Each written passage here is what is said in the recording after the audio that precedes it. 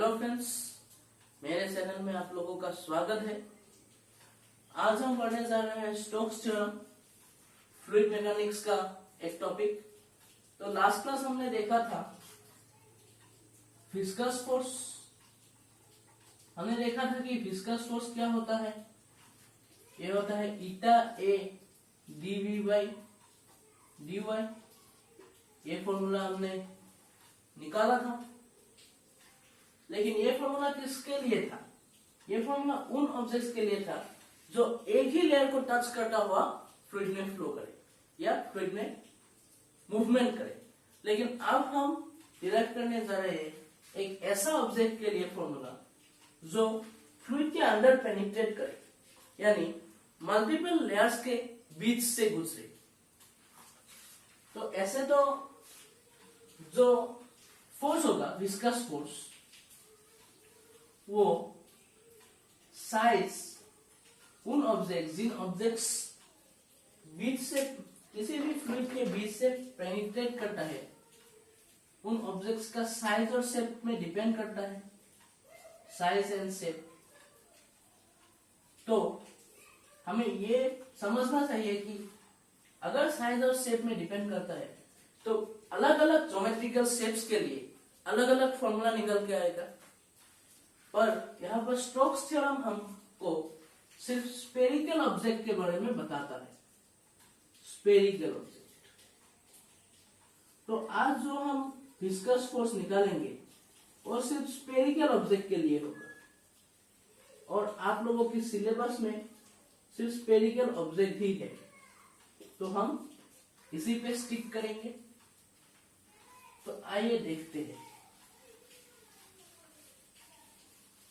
मान लेते हैं एक स्फेरिकल ऑब्जेक्ट है, ये फ्लूइड है, कोई भी फ्लूइड हो सकता है। इसका रेडियस मान लो r है, इसका नीचे वेलोसिटी मान लो v है, जिस वेलोसिटी से आ रहा है।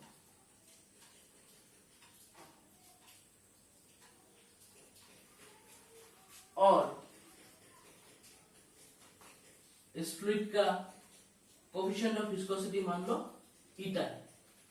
तो ये देखा गया है कि इस सिचुएशन में जो विस्कस फोर्स है वो डायरेक्टली प्रोपोर्शनल होता है v वेलोसिटी के, ये डायरेक्टली प्रोपोर्शनल होता है ईटा के, और ये डायरेक्टली प्रोपोर्शनल होता है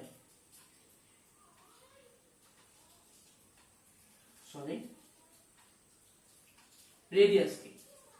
लेकिन यहां पर एक फैक्ट ये है कि इसमें इसका पावर नहीं पता है कि विस्कस फोर्स वेलोसिटी के किस पावर पे डिपेंड करता है, या विस्कस फोर्स ईटा के कौन सा पावर में डिपेंड करता है। यहाँ पर ईटा स्क्वायर से डिपेंड करता है, ईटा स्क्वायर के साथ डिपेंड करता है, या ईटा क्यूब। तो इन तीनों का पावर हमें नहीं पता। जैसे पहले जब हम लिखते थे F is directly proportional to dy by dv by dy, तब यहाँ पर पता था कि इसका फर्स्ट पावर पे डिपेंड करता है, इसीलिए डायरेक्ट लिख दिया था। लेकिन यहाँ पर हमें नहीं पता, तो हमको उस पावर मानना पड़ेगा। एज्यूम कर लेते हैं ये A होगा, ये B होगा, और ये किसी C पावर पे डिपेंड करता है। तो हमारा यहाँ से क्या निकल के आएगा? F is directly proportional to p to the power a, eta to the power b and r to the power c। या अगर हम एक प्रोपोर्शनलिटी कांस्टेंट लाएंगे तो एफ भी इक्वल टू के p to the power a, eta to the power b, r to the power c होगा। अब हमें यहाँ पर a b c का वैल्यू निकालना है, तो हम लोग क्या करेंगे? हम लोग यूज करेंगे डायमेंशनल एनालिसिस, जो 11th का फर्स्ट टॉपिक है। डायमेंशनल एनालिसिस के हेल्प से हम लोग निकालेंगे एनालिसिस। तो हमारे पास क्या है? F v equal to k v to the power a, eta to the power b, r to the power c है। फोर्स का डायमेंशन हमें पता ही है, क्या होता है mLT-2, m से मास L-T-2, ये फोर्स का डायमेंशन। के तो डायमेंशन लेस होता है, कांस्टेंट, तो के का नहीं लिखेंगे। वेलोसिटी का क्या होता है, वेलोसिटी मीटर पर सेकेंड होता है, तो मीटर मतलब लेंथ, सेकेंड मतलब 3 वर्ष, इसका पावर ए।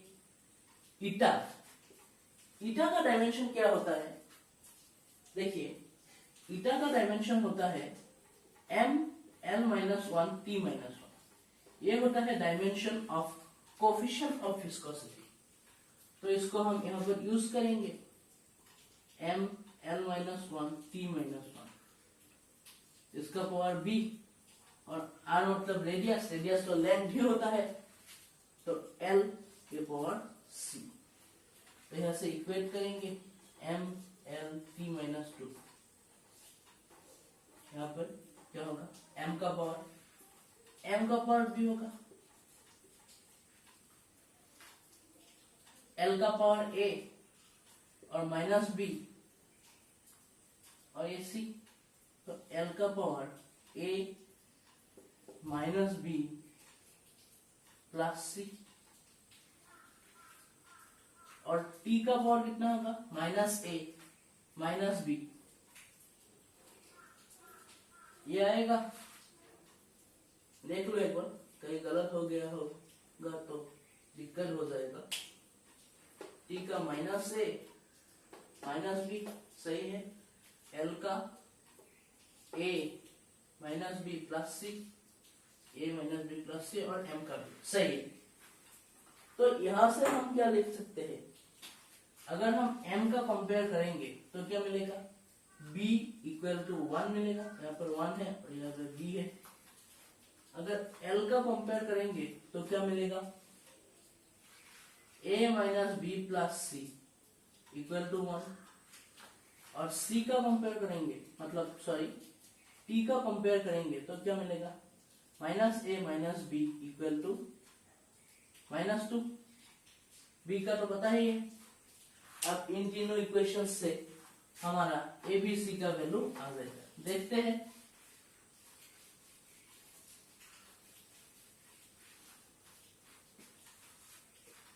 यहाँ पर अगर हम b का वैल्यू पुट कर देंगे तो माइनस a, b तो 1 है, -1 इक्वल टू -2, तो a इक्वल टू 2 - 1 तो 1।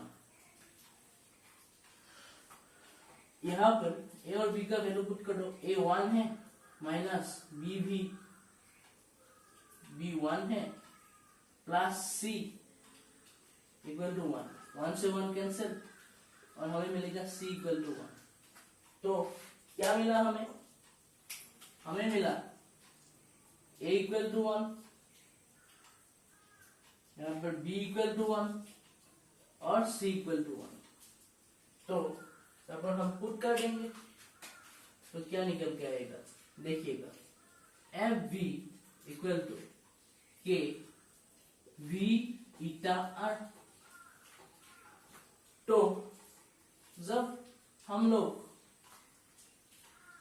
11 का फर्स्ट टॉपिक पढ़ रहे थे डायमेंशनल एनालिसिस, तब आप लोगों को बताया गया होगा कि डायमेंशनल एनालिसिस का एक डिमेरिट्स ये है कि वो कांस्टेंट को नहीं पहचान सकता और कांस्टेंट या फिर कांस्टेंट का वैल्यू नहीं निकाल सकता।